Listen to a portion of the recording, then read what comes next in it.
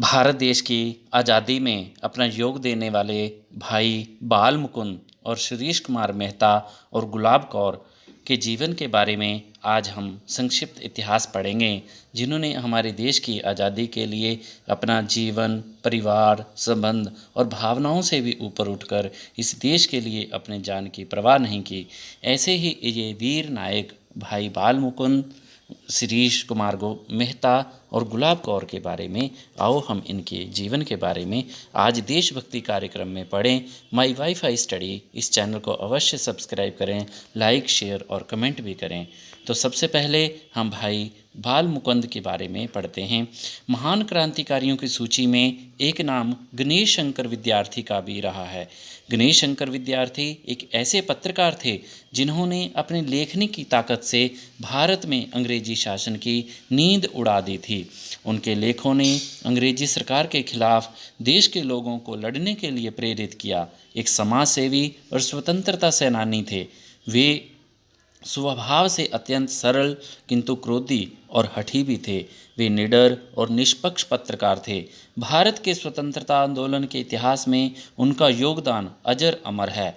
वे अपने कॉलेज के दिनों से ही पत्रकारिता और संपादन के कार्य से जुड़ गए थे और गांधी जी से मुलाकात के बाद से पूर्णतया स्वाधीनता आंदोलन के लिए समर्पित हो गए थे। उन्होंने अपना जीवन हिंदी साप्ताहिक प्रताप के नाम से निकाला। प्रताप किसानों और मजदूरों का हिमायती पत्र रहा है। उसमें देसी राज्यों की प्रजा के कष्टों पर विशेष समाचार रहते थे। उन्होंने प्रताप का दैनिक संस्करण निकाला और प्रभा नाम की एक साहित्यिक और राजनीतिक मासिक पत्रिका भी अपने प्रेस से निकाली। चिट्ठी पत्री स्तंभ प्रताप की निजी विशेषता थी। उन्होंने होम रूल आंदोलन में अग्रणी भूमिका निभाई और कानपुर में कपड़ा मिल मजदूरों की पहली हड़ताल का नेतृत्व किया। कांग्रेस के विभिन्न आंदोलनों में भाग लेने और अधिकारियों के अत्याचारों के विरुद्ध निर्भीक होकर प्रताप में लेख लिखने के संबंध में ये 5 बार जेल गए, क्योंकि जब उनकी कलम चलती थी तो अंग्रेजी हुकूमत की जड़ें हिल जाती थी। विद्यार्थी स्वयं तो बड़े पत्रकार थे ही, उन्होंने कितने ही नवयुवकों को पत्रकार, लेखक और कवि बनने की प्रेरणा और ट्रेनिंग दी थी। अपने जेल जीवन में इन्होंने विक्टर ह्यूगो के 2 उपन्यासों ला मिज़ेरेबल्स और 93 का अनुवाद किया। हिंदी साहित्य सम्मेलन के 19वें गोरखपुर अधिवेशन के ये सभापति चुने गए। विद्यार्थी जी बड़े सुधारवादी किंतु साथ ही धर्मपरायण और ईश्वर भक्त थे। वक्ता भी बहुत प्रभावपूर्ण और उच्च कोटि के थे। ऐसी थी कलम की ताकत कि कुछ बोले बिना भी केवल लिखकर वे ज़्यादा से ज़्यादा लोगों तक अपने देश के हित के लिए विचार पहुंचा पाए और आधुनिक टेक्नोलॉजी के अभाव में भी लोगों को प्रभावित कर आंदोलन से जोड़ पाए। आज की भाई बाल मुकुंद के बारे में हमने जाना। अब दूसरे क्रांतिकारी जो शिरीष कुमार मेहता हैं, इनके बारे में हम पढ़ते हैं। हमें ऐसे सच्चे देशभक्तों के बारे में हमेशा ही जानना चाहिए और हमेशा अपने बच्चों और अपने देश के नागरिकों को इसके बारे में जागृत करना चाहिए। माई वाईफाई स्टडी इस चैनल पर आपको ये सारे ही वीडियो मिलेंगे, आप इसे सब्सक्राइब करें। सबसे पहले हम पढ़ते हैं शिरीष कुमार मेहता के बारे में।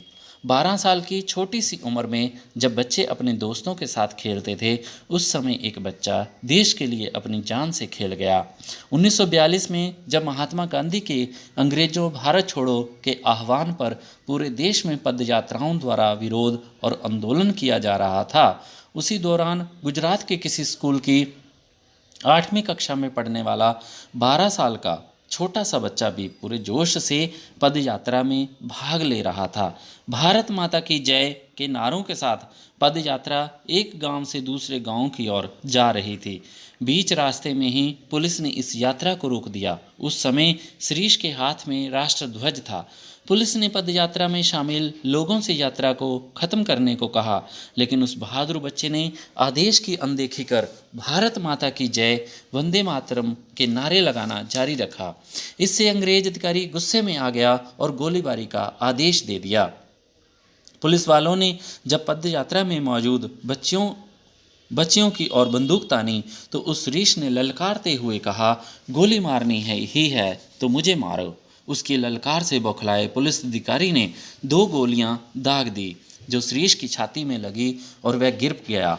खिलौनों से खेलने वाली उम्र में 12 साल के छोटे से बच्चे ने देश पर अपनी जान कुर्बान कर दी। वह बहादुरी के साथ बिना किसी डर के अंग्रेज पुलिस की बंदूक के सामने खड़ा हो गया। देशभक्ति की भावना के आगे उसने अपनी जान की परवाह भी नहीं की और देश के लिए शहीद हो गया।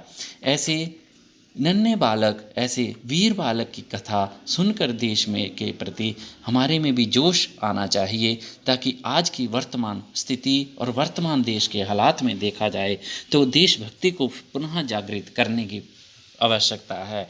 तो देशभक्ति के टॉपिक को स्कूल में भी अनिवार्य रूप से पढ़ाया जाना चाहिए, जिससे और अच्छे से देशभक्ति के बारे में हमारे इतिहास में और आने वाले समय में भी देश और उन्नति करे। हम फिर से देशभक्ति के एक और क्रांतिकारी जो गुलाब कौर है, इनके जीवन के बारे में पढ़ते हैं। तो गुलाब कौर का जन्म 1890 ईस्वी से 1931 ईस्वी तक रहा। तो इस जीवन छोटे से अल्पकाल के जीवन में इन्होंने देश की आज़ादी के लिए बहुत ही योगदान दिया।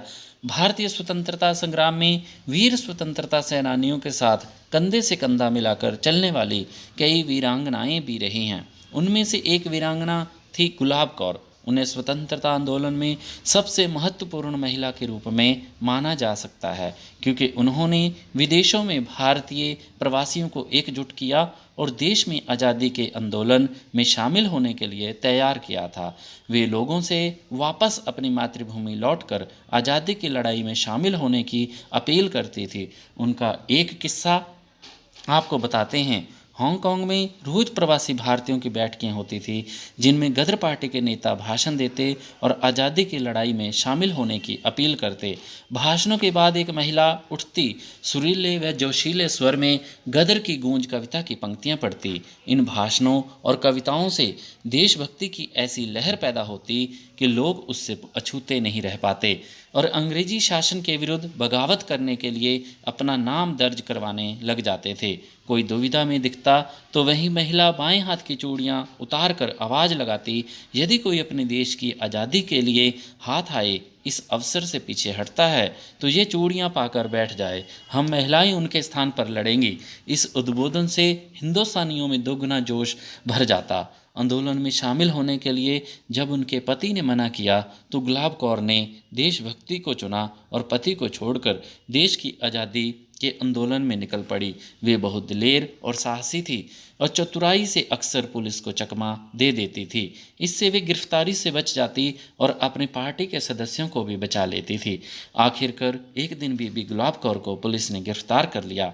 उनके खिलाफ राजद्रोह का मामला चला और 2 साल की कड़ी सजा सुनाई गई। उन्हें लाहौर की जेल में डाल दिया गया। जेल में भी उन्होंने अन्य कैदियों के साथ मिलकर फिर से न्याय